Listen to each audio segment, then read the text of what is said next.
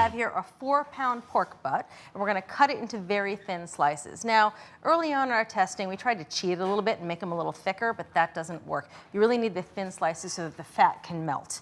And how you cut it matters. I'm going to cut it right down the middle. I'm going to trim away some of this extra fat after I've cut the slices because it's a little easier that way. And so I'm going to turn it onto its cut side, and now I'm going to cut this into 3 sections. So you want a section that's an inch or less thick. These thinner steaks will really cook through evenly. A lot of that fat will render. And if there's any big pockets of fat, I'm just going to trim them out. And a boning knife really makes quick work of this because it's a nice, thin, flexible blade. See how flexible that blade is? And that means you can really skim off the fat without getting too much of the meat. All right, so these look perfect. Yes, they do. All right, now I'm going to take a fork and I'm going to prick them about 10 times or so on each side. This is just really going to help the marinade get deep into the meat. So now the pork is ready to be marinated. And I'm going to use my favorite marinating tool here, a plastic bag. Very fancy. So we're going to get this ready for the marinade. And speaking of the marinade, we'll make that next. That sounds good. So here we have 1/2 cup of sugar, and to that we're going to add 1/2 cup of soy sauce. Now, a lot of traditional recipes we saw use both light and dark soy sauce, but we found that regular soy sauce worked just fine here. Next, we're going to add 1/4 cup of dry sherry. Next, this is 6 tablespoons of hoisin sauce. That's a big flavor bomb right there. We're going to add 2 tablespoons of grated fresh ginger. A little bit of garlic, because garlic tastes good in everything. It sure does. This is 2 cloves of garlic. A little bit of sesame oil. One of my all-time favorite ingredients. Toasted sesame. Oh, it just Love makes it. everything taste good. That's a tablespoon. This is a teaspoon of Chinese 5-spice. Last but not least, a little pepper, and this is a 1/4 teaspoon of white ground pepper, which has a much higher, more fragrant note than black ground pepper. So we're just going to whisk this together.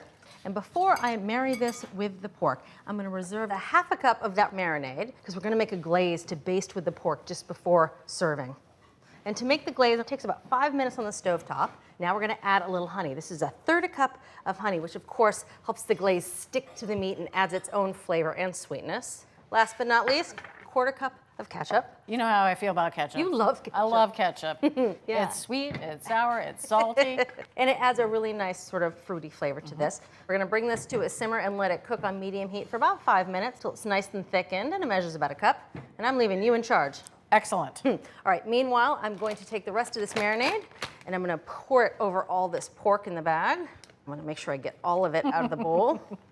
And the reason why I love these bags is you can really press all the air out, which helps the marinade really get all around that pork. It also means that you don't have to use as much marinade. Yep. Right? Now you have to let this marinate for at least 30 minutes or up to 4 hours. The longer you marinate it, the more flavor it gets. So I would always opt for the 4 hours. So we're going to put them in the refrigerator. All right, so the pork has been marinating for 4 hours, and now it's time to cook it. So you can see we have a rack set up here that's going to allow for even airflow on both sides of the meat, so you get more of that crispy char. I also went ahead and lined the pan with aluminum foil because that sticky glaze is a bear to clean up if it burns on the bottom of the pan. You only do that once. And also I sprayed the rack really well with vegetable oil spray because that sticky sauce, when it gets into all the nooks and crannies of the rack, it's a mess. It's not coming out. Now, we messed around a lot with roasting temperatures. High temperatures were great because you got a nice char on the outside, but the meat was kind of tough. Low temperatures, the reverse happened. The meat was tender, it had time to render the fat, but you got no char on the top. So we're going to do a combination. Low to nice render the fat, and then we're going to finish under high with the glaze. All right. To help the steaming in the beginning to render some of the fat, I'm going to add 1/4 cup of water. This also helps prevent any drippings from burning. And then I'm going to cover with foil. We're going to roast it for about an hour at 300 degrees. Now it's going to be covered with the foil for the first 20 minutes. Then we're going to take the foil off and go for 40 minutes longer. And then we're going to broil it to finish. Oh, looking good. It is looking good. All right, if you could turn the broiler on for me, please. Sounds good. You see how they're nice and glistening on top? That's good flavor and good moisture, but all that moisture means the glaze wouldn't stick right now. And here we have our glaze that we reduced earlier. And we want that on the pork. That's right, we want it to stick. So this is what we're gonna do. We're gonna throw this back under the broiler for about 7 minutes to dry out the tops of the meat, and then we're gonna glaze it and broil it for a little longer. And we're gonna do that on both sides. So right. Dry glaze, flip, dry glaze. Dry glaze, flip, dry glaze. Got You it. got it. So that broiler is preheated and it's time to get going. Get that for you. Ooh, it's looking good. Those are nice and golden on the top, a little charring on the edge. And as you said, it's a little dried out on the top, which is what you want. Yes, exactly. So now it's time to glaze. I'm gonna use about half of this glaze that we made and put it on the top and the sides. Hello, pork.